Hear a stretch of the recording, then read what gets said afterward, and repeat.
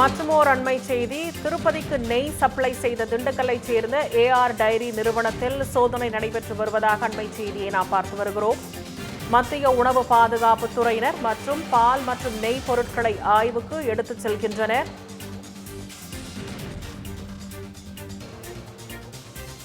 திருப்பதி லட்டு தயாரிக்க பயன்படுத்தப்பட்ட நெய்யில் விலங்கின் கொழுப்பு கலந்திருப்பதாக எழுந்த சர்ச்சையால் சோதனை நடைபெற்று வரும் அந்த காட்சிகளை நாம் தற்போது பார்த்து வருகிறோம். ஏஆர் டைரி நிறுவனத்தில் சோதனை நடைபெறுவதாக அண்மை செய்தியை நாம் தற்போது பார்த்து வருகிறோம்.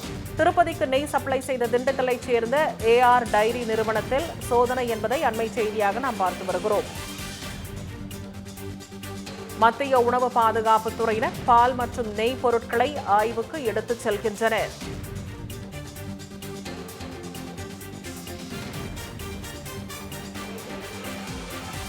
திருப்பதி லட்டு தயாரிக்க பயன்படுத்தப்பட்ட நெய்யில் விலங்கின் கொழுப்பு கலந்திருப்பதாக எழுந்த சர்ச்சையால் சோதனை நடைபெறுவதாக அண்மை செய்தியை நாம் பார்த்து வருகிறோம்.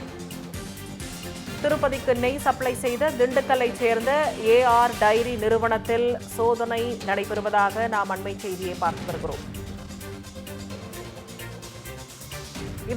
இது தொடர்பான கூடுதல் விவரங்களுடன் செய்தியாளர் சதீஷ் ரங்கநாதன் இணைப்பில் இருக்கிறார். வணக்கம் சதீஷ், விரிவான தகவல்களை பதிவு செய்யலாம். நிச்சயமாக திவ்யா, அதாவது திண்டுக்கல்லுக்கு அருகில் உள்ள மதுரை தேசிய நெடுஞ்சாலையில இருக்கிற ஏஆர் டைரி ஃபுட்னு நிறுவனம் இங்க செயல்பட்டுக்கிட்டு இருக்கு. இந்த நிறுவனம் பார்த்தீங்கன்னா கிராமத்துகள்ல இருந்து கால்நடை வளர்ப்போர்கிட்ட இருந்து பாலை மொத்தமா கலெக்ட் பண்ணி அவங்க இங்க இருந்து பல்வேறு மாநிலங்களுக்கு அனுப்பிக்கிட்டு இருக்காங்க.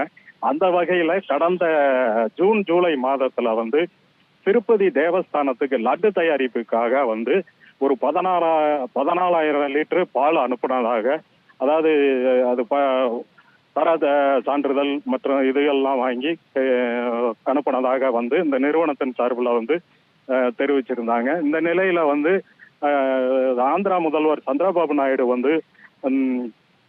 கடந்த சில மாதங்களுக்கு முன்பு இந்த லட்டு தயாரிப்புல கால்நடை கொழுப்புகள் அதிகமாக கலக்கப்பட்டிருக்கு இந்த லட்டுல அப்படின்னு சொல்லி கடந்த சில நாட்களுக்கு முன்பு குற்றம் சாட்டி இருந்தாரு. அந்த இதுல பார்த்தா இங்க இருந்து திண்டுக்கல் ஏஆர் டைரி ஃபுட்ல இருந்து இந்த பால் அனுப்பப்பட்டது தெரிய வந்தது.